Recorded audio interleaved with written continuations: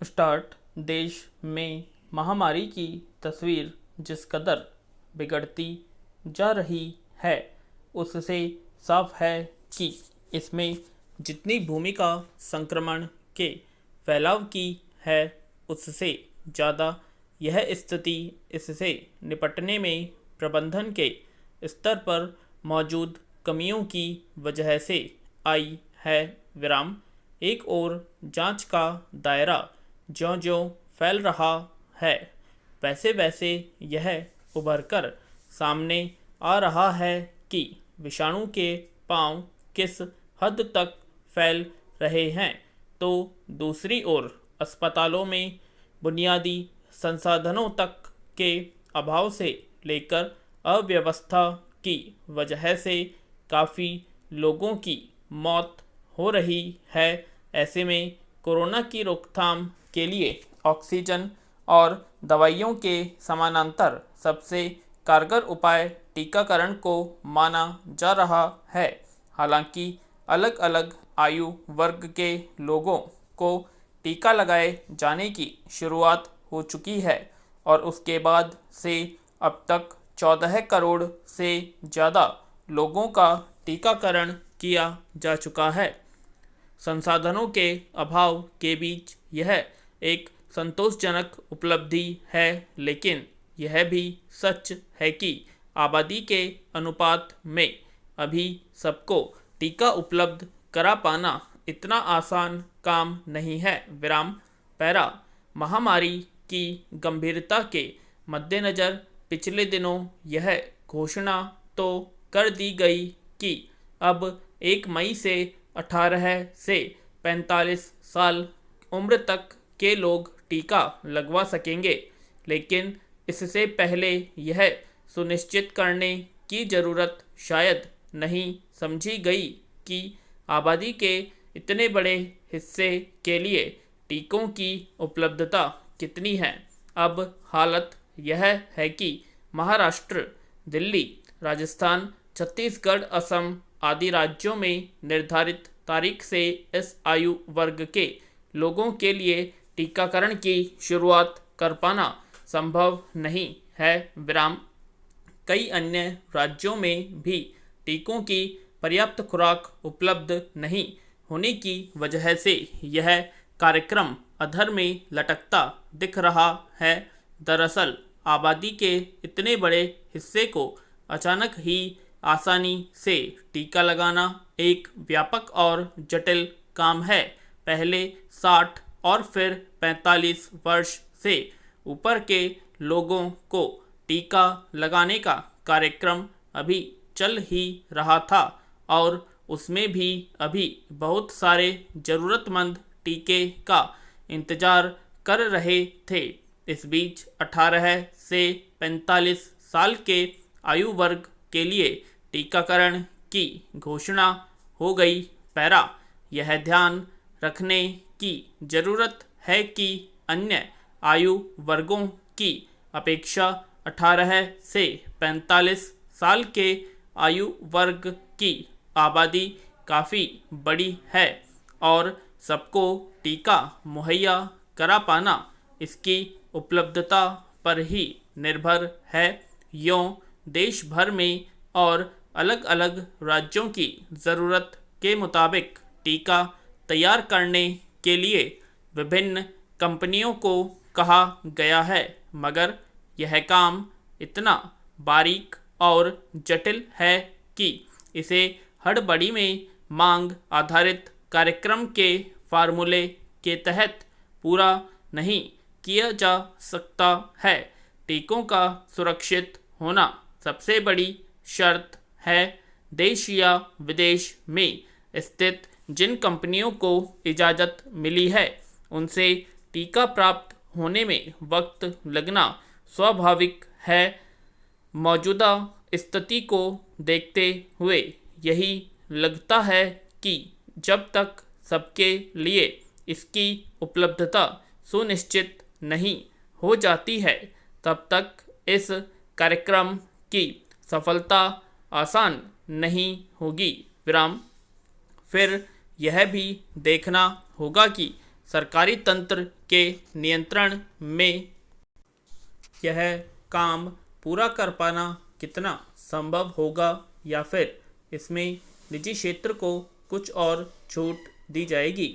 यह सवाल भी उठ सकता है कि क्या खुले बाजार में टीके उपलब्ध कराकर इस कार्यक्रम में केंद्रित बोझ को कुछ कम किया जा सकता है। देश इस महामारी की त्रासदी से बाहर निकलेगा, लेकिन फिलहाल ज़रूरत इस बात की है कि टीके के सुलभ होने तक महामारी से बचाव के लिए निर्धारित नियम कायदों का पूरी तरह पालन किया जाए, ताकि संक्रमण को काबू में किया जा सके। विराम पैरा। अमेरिका के राष्ट्रपति जो बाइडेन ने हिंद प्रशांत क्षेत्र में सैन्य दबदबा बनाए रखने का इरादा जाहिर किया है। उनके इस फैसले में चीन को लेकर बढ़ती चिंताओं की झलक साफ दिख रही है।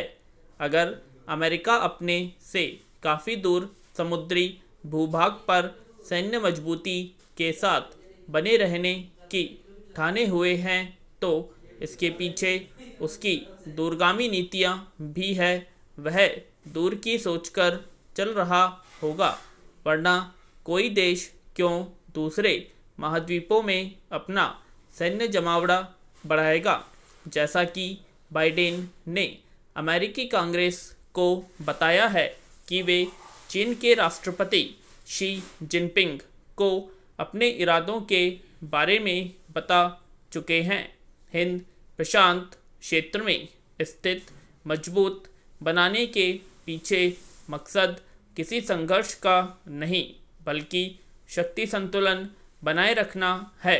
दरअसल चीन की विस्तारवादी नीतियों से अमेरिका की नींद उड़ी हुई है। दक्षिण चीन सागर से लेकर हिंद महासागर और जापान से लगते प्रशांत महासागर में कहीं चीन अपना वर्चस्व न कायम कर ले, इसीलिए अमेरिका उसे साधने में लगा है। पैरा। लंबे समय से अमेरिका और चीन के बीच रिश्तों में जिस तरह का तनाव देखने को मिल रहा है वह मामूली नहीं है। अगर आज अमेरिका अपने सामने सबसे बड़ी चुनौती के रूप में किसी को खड़ा देख रहा है तो वह चीन ही है। विराम। दुनिया के बाजारों से लेकर महासागरों तक को अपने कब्जे में लेने के लिए दोनों देशों में प्रतिस्पर्धा का अंतहीन सिलसिला चल रहा है। विराम। व्यापार युद्ध अभी थमा नहीं है। दुनिया के बाजार पर आधिपत्य के लिए दोनों देश एक दूसरे को पछाड़ने वाली व्यापार नीतियों पर चल रहे हैं। विराम। दुनिया जिस महामारी की मार झेल रही है, अमेरिका को उसके पीछे भी चीन का हाथ लग रहा है। विराम। पूर्व राष्ट्रपति डोनाल्ड ट्रंप ने तो बाकायदा इसकी जांच से लेकर जासूसी जैसे कदम तक उठाए थे। विराम। गौरतलब है कि अंतरिक्ष में भी चीन दुनिया की बड़ी ताकत बन चुका है। अब तो वह अपना अंतरिक्ष स्टेशन भी अलग से बनाने जा रहा है। इसके अलावा रूस और पाकिस्तान जैसे देशों के साथ चीन के मजबूत रिश्ते अमेरिका के लिए भारी पड़ रहे हैं। जाहिर है वैश्विक राजनीति में भी अमेरिका चीन की बढ़ती ताकत को पचा नहीं पा रहा। पैरा। यह याद रखा जाना चाहिए कि हिंद प्रशांत क्षेत्र दुनिया का समुद्री कारोबार का सबसे महत्वपूर्ण रास्ता भी है। यह सामरिक लिहाज से भी संवेदनशील है। दक्षिण चीन सागर में तो चीन ने अपने सैन्य अड्डे तक बना रखे हैं। वियतनाम, फिलीपीन जैसे देशों की समुद्री सीमा पर अतिक्रमण की घटनाएं किसी से छिपी नहीं हैं। जापान के साथ सेनकाकू प्रायद्वीप को लेकर टकराव बना हुआ है। ताइवान को लेकर भी चीन और अमेरिका के बीच अप्रिय स्थितियां देखने को मिलती रही हैं। साफ है कि हर तरह से चीन अमेरिका के लिए बड़ी मुश्किल बन रहा है। ऐसे में चीन की घेरेबंदी के लिए हिंद प्रशांत क्षेत्र में अपनी सैन्य मौजूदगी बनाना अमेरिका की ज़रूरत भी है। विराम। ऑस्ट्रेलिया, भारत और जापान को साथ लेकर अमेरिका ने जो क्वाड संगठन खड़ा किया है उसके मूल में भी यही रणनीति है। गौरतलब है कि चीन ने वर्ष 2027 तक अपनी सैन्य ताकत को अमेरिका के बराबर लाने का लक्ष्य रखा। विराम।